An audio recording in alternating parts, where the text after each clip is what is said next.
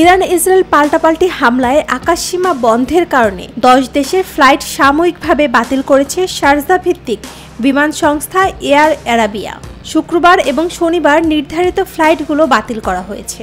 এয়ারলাইনের এক বিবৃতি অনুসারে 10 দেশের সঙ্গে সংযোগকারী এবং রুট পরিবর্তনের জন্য সাময়িকভাবে কার্যক্রম স্থগিত করা হয়েছে। Iraq, Iran, Jordan, Russia, Armenia, Uzbekistan, Azerbaijan, Georgia, Kyrgyzstan, Kazakhstan.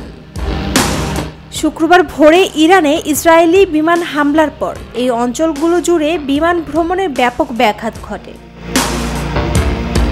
আকাশসীমা বন্ধের কারণে বিশ্বের ব্যস্ততম কিছু বিমান করিডোরের উপর উল্লেখযোগ্য প্রভাব ফেলেছে, বিশেষ করে মধ্যপ্রাচ্যের মধ্য দিয়ে ইউরোপ এবং এশিয়ার সঙ্গে সংযোগকারী রুটগুলোতে।